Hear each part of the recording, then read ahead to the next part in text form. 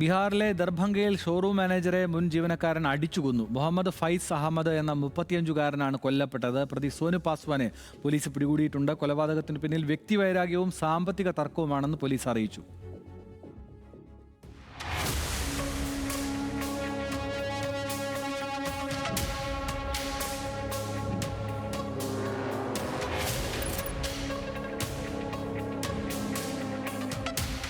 ദർഭംഗയിലെ Ashok Paper Mill police station പരിധിയിലുള്ള ഷോറൂമിൽ വെള്ളിയാഴ്ച വൈകുന്നേരമാണ് മനസാക്ഷിയെ ഞെട്ടിക്കുന്ന കൊലപാതകം നടന്നത്. മുഹമ്മദ് ഫൈസ് അഹമ്മദ് എന്ന 35-കാരനെ പ്രതി ഷോക്ക് അബ്സോർബർ ഉപയോഗിച്ച് തലക്കടിച്ച് കൊല്ലുകയായിരുന്നു. കൊലപാതകം നടത്തുന്നതിന് 1 മണിക്കൂർ മുമ്പ് തന്നെ പ്രതി സോനു പാസ്വാൻ ഷോറൂമിലെത്തിയിരുന്നു. ഫൈസ് അഹമ്മദ് ഓഫീസിൽ തനിച്ചാകുന്നതുവരെ ഇയാൾ ഒളിച്ചിരുന്നു. തുടർന്ന് ആരുമില്ലാത്ത സമയം നോക്കി കയ്യിലുണ്ടായിരുന്ന ഭാരമേറിയ ബൈക്കിന്റെ ഷോക്ക് അബ്സോർബർ ഉപയോഗിച്ച് തലങ്ങും വിലങ്ങും അടിക്കുകയായിരുന്നു.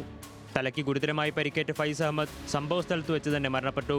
ഓഫീസിനുള്ളിൽ നടന്ന അതിക്രൂരമായ കൊലപാതകത്തിന്റെ CCTV ദൃശ്യങ്ങൾ പുറത്തുവന്നതോടെയാണ് നാടിനെ നടുക്കിയ സംഭവം പുറം ലോകമറിയുന്നത്.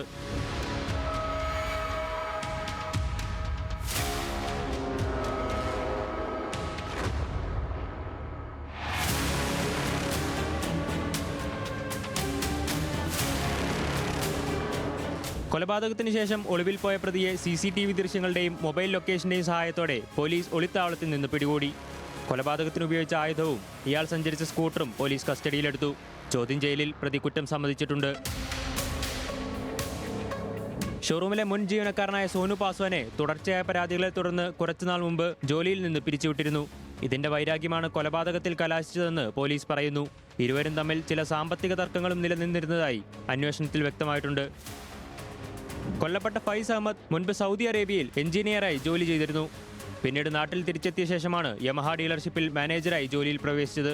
ഭാര്യയും ഒരു ചെറിയ മകളും അടങ്ങുന്നതാണ് ഇയാളുടെ കുടുംബം. കൊലപാതകത്തിന് പിന്നാലെ പ്രദേശത്ത് വലിയ പ്രതിഷേധമുയർന്നു. പ്രതിക്ക് കടുത്ത ശിക്ഷ നൽകണമെന്നാവശ്യപ്പെട്ട് നാട്ടുകാർ മൃതദേഹവുമായി റോഡ് ഉപരോധിച്ചു. സിറ്റി SP-യുടെ നേതൃത്വത്തിലുള്ള ഉന്നത പോലീസ് സംഘവും ഫോറൻസിക്സ് വിദഗ്ധരും സ്ഥലത്തെത്തി തെളിവുകൾ ശേഖരിച്ചു. പ്രതിയെ കോടതിയിൽ ഹാജരാക്കി റിമാൻഡ് ചെയ്തതായും കേസിൽ അതിവേഗ വിചാരണ ഉറപ്പാക്കുമെന്നും പോലീസ് അറിയിച്ചു.